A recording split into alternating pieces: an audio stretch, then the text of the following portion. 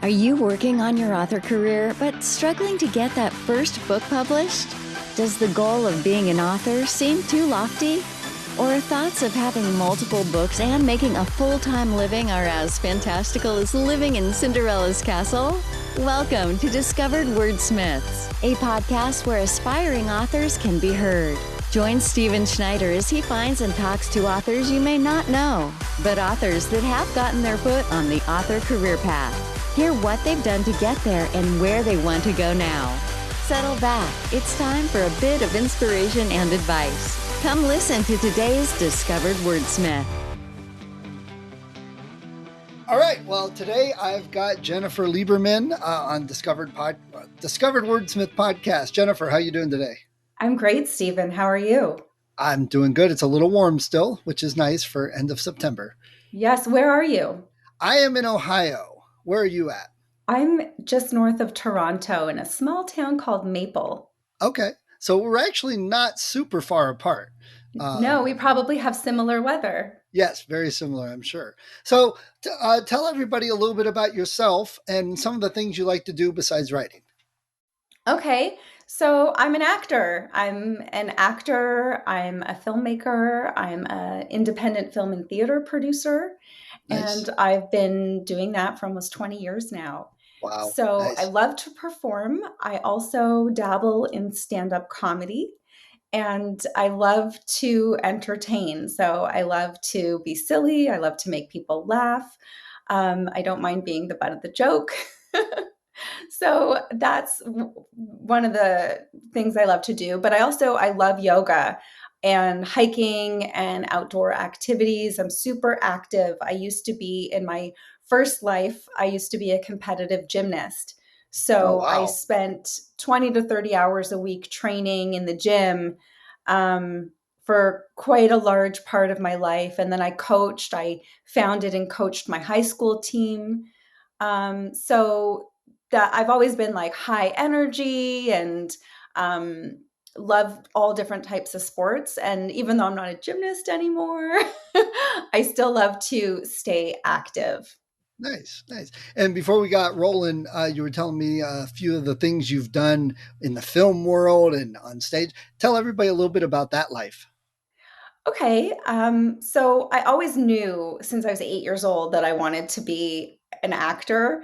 Um, and I used to want to be on like TV shows that I used to watch. So I started writing at 8. I would write myself into TV shows. So like I Nice. wanted to be Zach Morris's girlfriend on Saved by the Bell. So I'd like write myself episodes where like I was some random girl that just transferred to Bayside High. So it was like personal fan fiction. It was. That's totally how I started off as a writer. I didn't know what fan fiction was. I didn't know what a spec script was. I didn't know what any of that was. I just knew that I wanted to be on these shows. And at 8 years old, the only agency I had to get on them was to write fantasy episodes. Nice, nice. That was probably great training, actually, and great practice clear back then. Yeah. So when I wasn't training in gymnastics, that's what I did. I'd spend a lot of hours in like dark closets, like lying down in darkness, like imagining the movie going on in my head of, what my next thing would be. So after I graduated from university, I moved to New York City and was fortunate enough to get in with a couple theater companies and ended up running one of them by the time I was 22. So even though I set out to be an actor who maybe would write her own projects one day, I fell into producing, and that proved to be like one of the best decisions I made to like say yes to that opportunity when it came my way, because that kind of set me on a course of eventually being able to write and produce my own projects that I get to be in. So, And so that was the impetus for writing your book. Is that correct? yeah, so my book was originally a one-woman show, and I wrote that when I got to LA as a showcase piece because some people had said to me, like, nobody in LA knows who you are, like, you're just here. Um, and it's not just, you can't just like call up an agent and be like, hey, I'm here, hire Right. me. send me out in those auditions. I'm Right, right. awesome. You kind of have to like show them you're awesome first. So, so I did this one woman show in LA to invite like directors and agents and people who could get me work or hire me. And like in the movie La La Land, if you ever saw that movie with Emma Stone, she does this one woman show and there's like one person in the audience. I luckily had more than one person because I had like friends from acting class and my mom came from Canada. So I had like four people. That's But the goal of the show to get these industry people there didn't happen. It didn't lead to my desired outcome. However, I kind of was like, huh, like maybe this show, people kind of liked it. Like maybe I should keep going with it and, maybe do some rewrites and make it a little better and do it again. And I did. And then I submitted it to a festival in New York and I kept rewriting and kept refining it because, as most writers know, your first draft is never your final draft. So, but also when you first start, you think it's such an accomplishment to accomplish that first draft. You don't realize it's not your final draft. You need other people to tell you that. right. And a little experience of writing a couple. Yeah, exactly. So over the course of a few years, I refined the show and tightened it up and worked with a couple of different directors. And directors are always helpful because you can't see what you're doing when you're the person in the show. You don't have perspective on your writing. And I eventually got to a festival in New York and won the Audience Choice Award. Nice. And Congrats. thank you. And that actually is what kind of blew the doors open in terms of, first of all, me having the confidence to produce more of my own work. And second of all, other people kind of recognizing my ability and working with me. So from there, I got hired to do a one woman show in Australia. And I got flown to Australia 2 years in a row to work for several months on a different piece. And then a friend of mine asked me to collaborate on a web series, Dump Water Divas, which was an 80s dance spoof. And Nice. and we did that. And it's like that saying, like, work begets more work. So I feel like when you're in show business, like the worst thing is to be an out of work whatever, whether it's a writer, actor, director, cinematographer. So as long as you're busy and people hear that you're doing something and you're constantly busy with something, people like people who are busy for some reason, because first of all, nobody knows if you got paid or not, or if it came out of your own Right. pocket. That's Right. nobody's business, really. But also, even if it did come out of your own pocket to get that production going, it's a wealth of experience every time you do it. So the more you do it, the more experience you get, the more connections you make. Like the director who I brought on to direct my web series then brought me on to star in his web series. The director I hired to direct my one woman show then introduced me to people and got me jobs in several other theater projects. One was my last one, starring in an off-Broadway play in New York, playing Gilda Radner.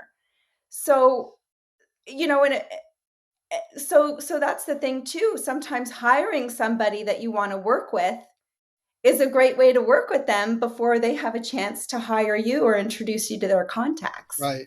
Right. And I don't want to forget about your book, but everything you just said, I totally love because that's the world we live in, that you get these people, like you said, I'm an out of work actor. Oh, I haven't sold any book. It's like, so what are you doing? Write another book. Go create the jobs, create the ability to use your content. You took a play and you turned it into a book. We'll talk about that in a second. So, there's always something you can do, always an opportunity. And like you said, it starts snowballing and building up.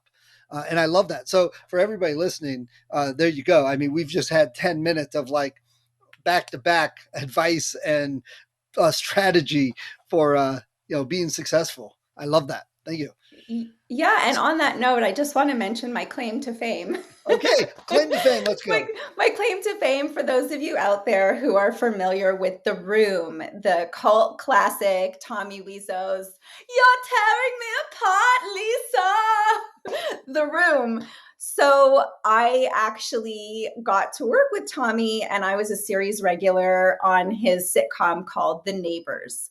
So Tommy is, to me, a huge inspiration. First of all, like, The Room is the best piece of, cinema mastery ever created. Number one. And if you haven't had a chance to see it, turn this off and go see Just The see it right now. Got it. Room. you know, and number two, like, I don't know if there's live screenings where you're living, but if you have a chance to go to a live screening of The Room with all the crazy people throwing things, and it's ridiculous and amazing. But Tommy, to me, is the master of perseverance, because The Room, when it first came out, was coined the worst movie ever made. And he has turned the worst movie ever made into a multi-million-dollar empire Oh, that there you was go. screening in over 30 cities a month, the last Saturday night of every month, consistently for like a 10-year period. And the only reason it's not going right now is because of COVID. And he has t-shirts, bobbleheads, merchandise, DVDs. James Franco freaking played him in a movie and got nominated for a Golden Globe. Right. Like, and this That is, sounds like a T-shirt right there. but that's what I mean, and he was not willing to take no for an answer. And he was like, I know that there's, okay, maybe it didn't turn out to be the movie that he wanted it to be. I think he wanted it to be taken a little more seriously, but people love it nonetheless. And I don't even think it would have had an impact if it was the serious movie, if it was accepted as the serious movie he wanted it to It, be. it sounds a lot like Rocky Horror Picture Show. Exactly. Yeah. Exactly. Yes. It's in a very different way. Rocky Horror is a totally different theme, and Right. Right. musical, totally different.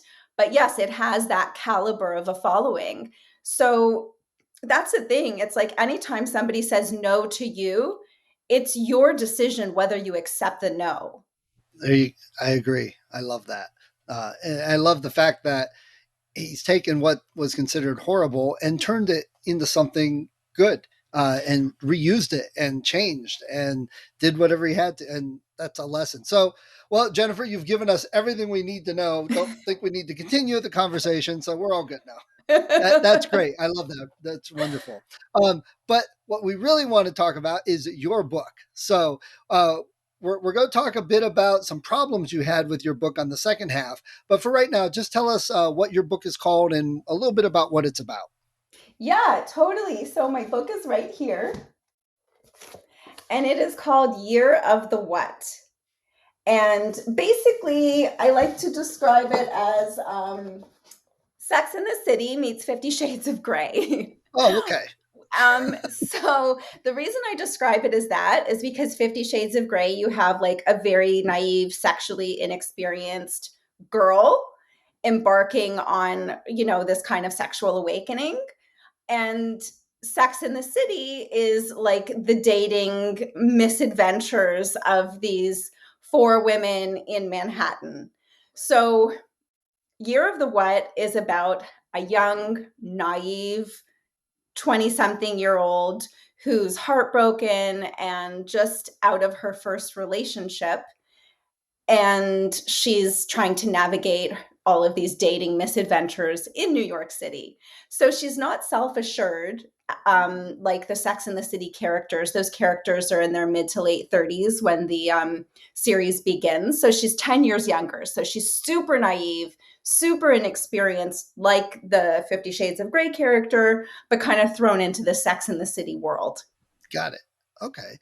So you said 50 Shades of Grey, Sex and the City. Are there any books that you could think of that are similar? So if people read those books, they would like yours. Well, people have definitely compared this book to Sex and the City, but just said like, but imagine the characters 10 years This is the earlier in century. their Right. lives Okay. before they're, and it does have some racy love scenes. So it has been compared to 50 Shades of Grey also. Nice. Okay. All right. So it's not a kid's book.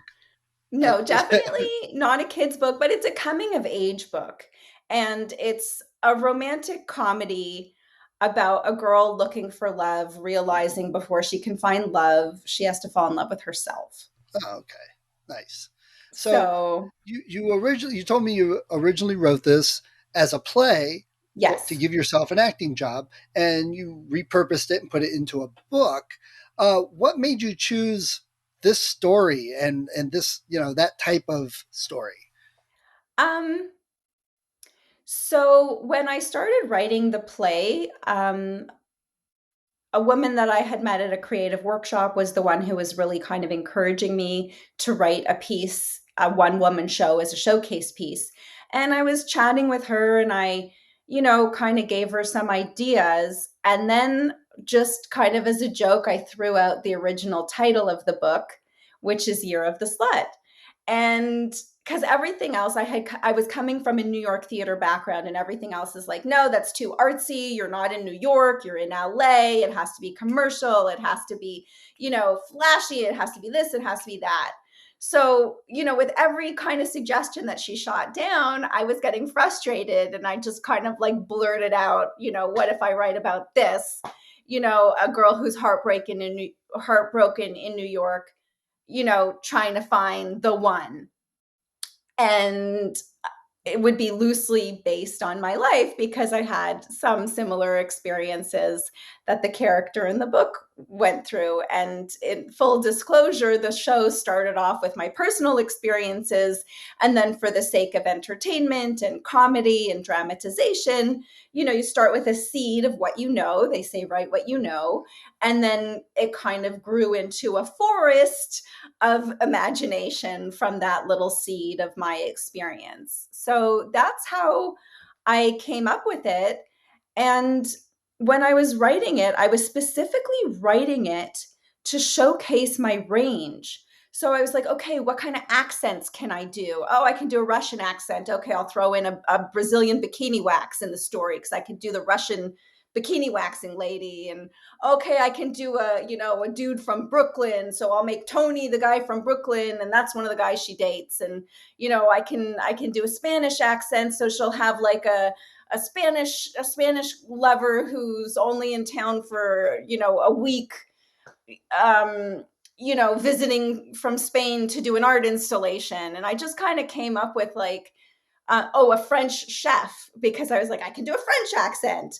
My roommate, I was like, oh, I can do a Texan accent. Like, I can do something from the South. So I'll make my roommate from Texas, even though my real roommate was from the Poconos. The chef in the restaurant was not a promiscuous female. It was a guy named Rick. But, but you know what I mean? I needed to use my imagination to keep these characters like different, first of all, different, interesting, dynamic. And that's kind of where all the different trees started popping up from this one little seed, if that makes any Yeah, sense yeah, at all. nice. So, um, are you working on another book now? Is there a sequel to this one? There is a sequel. Got it. Yes. So I love that you asked that. Thank you. So I am working on a sequel right now. So one of the reasons I decided to use the original title for the show, Year of the Slut, is because the S word is used as a weapon against young women. It is the most common derogatory term used against females in their teens and 20s and early 30s if you want to attack them in some verbal way. So that's why, because it's a self discovery story, but it's also a deconstruction of what are our view, like what is a slut, like how many partners is too many. Women aren't getting married out of high school anymore, and society has changed so much in the past 10 years, let alone 30 or 40 Right. years.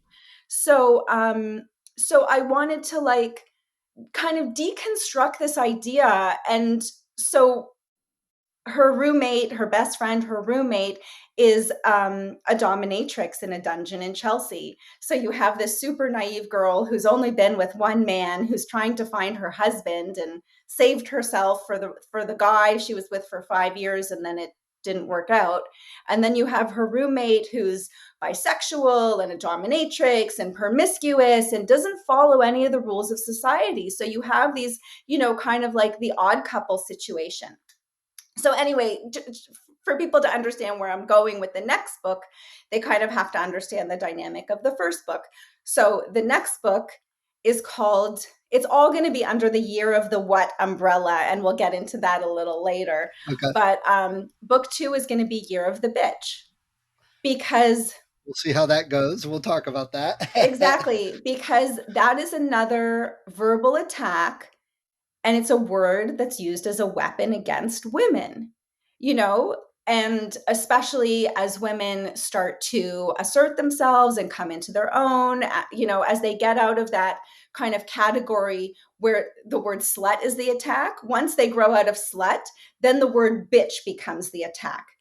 And so once again, I kind of want to deconstruct this word and what does it mean? And when a female is in a managerial position or a position of power and has to delegate and has to assert herself. So it's the same character on her evolutionary journey. So the book 2 is going to be several years later. Okay. Um, and Nice. and at a different stage of her life where she's a little more settled in her life, but has other challenges that she's going through. So that's going to be book 2. Okay. Great. And so, book 1, did you traditionally publish or indie publish? No, I tried traditional publishing. It was quite a long journey of disappointment and not being able to look at it for quite some time, and then having the wrong editor who just didn't get it, like wrong fit for the piece, like couldn't look at the manuscript for literally over a year after I read her notes. And I was like, wow, like I can't believe I paid somebody to hurt me this much. Yeah, that's wow. Yeah, but that was like a huge lesson on the wrong fit for the wrong project. Because then I got another editor who was the perfect fit for the project and totally got it and was closer to my age, and who just, you know, was a champion of the work as opposed to somebody who like just wanted to kibosh it and didn't even think it had any merit in the public space. So I had given up on it several times, and had gone off and done a web series and done some short films and got to go to some international festivals with my films. And in 2017, a friend of mine heard that I had written a book and was like, "What do you mean you wrote a book? Where's this book?" And I let him read it, and he encouraged me to get to the finish line regardless of if I ever sell a copy. Because I had gone to Author 101 University, I had pitched it, I had sent query letters, I had tried to find a literary agent, because it was a literary agent who heard of the title of the show and said if I wrote the book, he would rep me. And then Nice. I never heard back from him Right. after the book Yeah. was written. So, but I don't fault him for that, because if it wasn't for him, I wouldn't be on this literary journey that I've now, been on for several years. And I have to say, from a filmmaking point of view, writing a book is so much easier. And I don't mean the writing part. I mean the fact that once you're finished writing it, and of course rewrites and edits and all of that stuff, that's the only step in the process. It's not about like raising money and casting actors and shooting a movie and then post production, and like when you're making a movie, writing is just step 1 of a 30-step process. When you're writing a book, the writing is step one of maybe a 4 or 5 step You've process. probably got a bunch of authors wanting to strangle you right now, listening to this, But but that's a good I mean, compared to perspective. shooting a movie, I'm not Right, comparing it. I'm not, I'm not diminishing the extent of work and effort and talent and refining your skills. I'm not, that's not what I'm saying. But when you're writing a book to be a book and the book is the final product, there's not nearly as in many perspective. steps as It's making yeah. a whole movie. Like, I'm sorry, like, with all due respect to all you authors out there, if you've ever made a movie, then come talk to me Right. and we can discuss. Got it. Okay. It's good to put it in perspective. There are worse things and harder things, definitely. Uh, I haven't done very much, but I agree. Well, yeah, because getting a screenplay to where it needs to be to actually be ready to shoot is just as much work as getting a manuscript to where it needs to be. You know what I mean? It's a different writing style, but the job of the writer is the same. I think, sorry, what I didn't explain correctly is when you're making a movie, you're not just a writer. Or if for me, when I make my movies, I'm not just the writer. I'm the writer, I'm the producer. I have to hire the whole team. I have to see every step of the process through. So I'm wearing many more hats Right. Right. and I'm Yeah. taking on many more responsibilities than the job of the writer, which is a big job in itself. Right. And I know a lot of writers don't like to advertise. They don't like to do the publishing and all that. Um, but it's part of the job, unless you're one of the big names. Uh, Yeah, actually, to me, that's the most daunting thing. That's what I hate the most about acting is having to sell myself. Having to like constantly audition and convince people that I'm the right person. And with a book, especially self-published, because I haven't been blessed with a traditional publishing deal yet. But the process is it's like it's a full-time job trying to convince people to give your book a chance. And like full disclosure, I have an Audible and I have all these promo codes to get people to listen to the audiobook for free. And I'm struggling finding enough people. well, maybe we can mention that. And if anyone is interested, they can get a hold of you after the podcast. Yes, if anyone is interested, sign up for my There you newsletter go. and I'm happy to send you a free download. Nice. Great. I'll make Um, sure to put that in the notes. yeah, because even for free, people don't want to read your book. Nice. So, the people that have read it or listened to it, what's the feedback you're getting from readers? I've gotten really great feedback. That's the hard part. Like that's the hardest part is I've gotten such great feedback. Um I've had people that I know and people that I don't know write me and say I picked up your book to read one chapter and I was up till 3 in the morning. I couldn't put it down. I read the whole thing in one sitting. I've never read a book in one sitting in my whole life. Nice. So, like, to me, it's like, is there any higher praise? Like, that Right, somebody right. literally could not put the book down, So, I've been getting great responses. I've been getting responses from male reviewers saying that, like, the book is for men just as much as it is for women because you can really get inside, like, the female psyche and, because it's a narrative like the main character, the protagonist, you're in her head the whole book.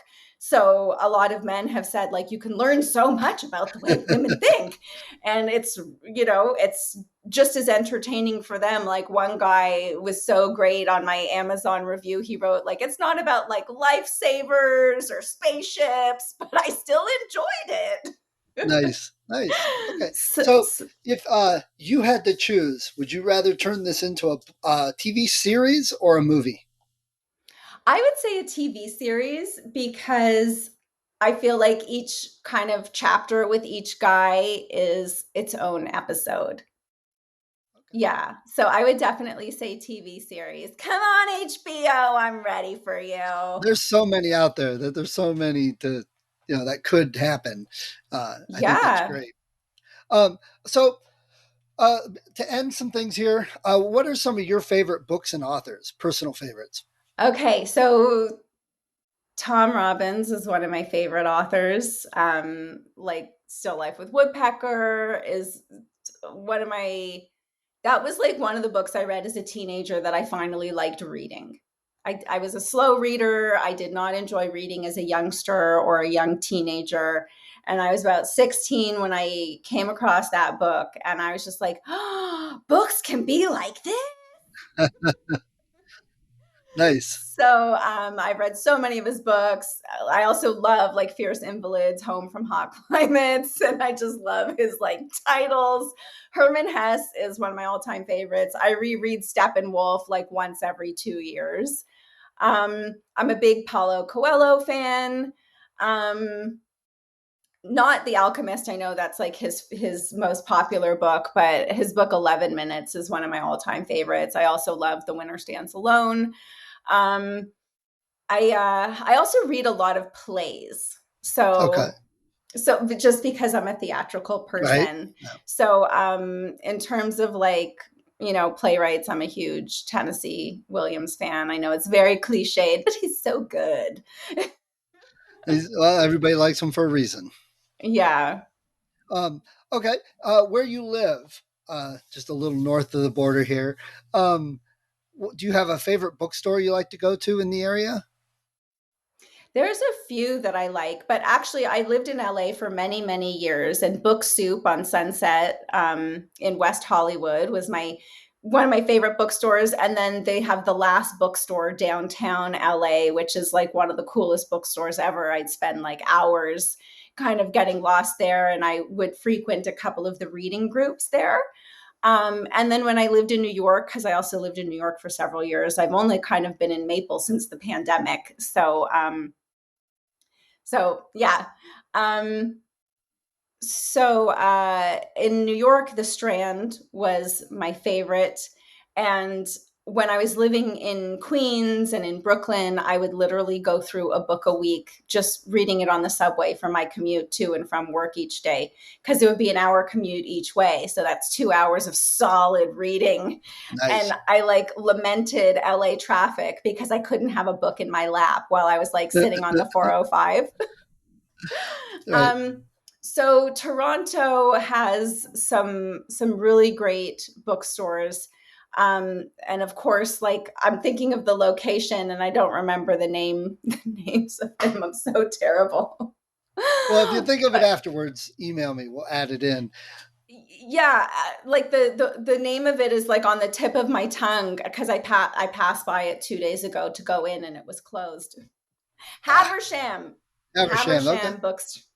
Well, I know the last bookshop, you're like the third person I've talked to that recommends that one. So if I ever get back out to LA, I'm going to have to go visit that. Definitely. Yes. Oh, and also this is my all-time, I can't believe I forgot it. My all-time favorite bookstore in LA is a used bookstore called Iliad Books, and it's in Burbank. It is on Cahuenga, just north of Burbank, Burbank Avenue Okay. in Burbank, California. And that's the absolute best one. All right. I'll put some links. Maybe some people will visit. That'd be cool. Um, Yes, and I will send you a couple links to ones in Toronto because Perfect. I'm like, oh my God, my hometown, and I can't even like come up with the three stores that I love. Right. All right. Before we go on this first half of the podcast, one last bit. Tell everybody out there listening why they should get your book and read it. It'll give you all the feels. It will make you laugh, it'll make you horny, it'll make you cry, and it will definitely inspire you to do something a little bit outside yourself, and that always leads to magic. Oh, nice. Good. That's a good blurb right there on why to get the book. I love it. Jennifer, it's been really great talking to you about your book today. And we'll be back in a few minutes and we're going to talk about author stuff. So thank you. Thanks, Stephen. All right. Thank you for listening to Discovered Wordsmiths. Come back next week and listen to another author discuss the road they've traveled, and maybe, sometime in the near future, it might be you.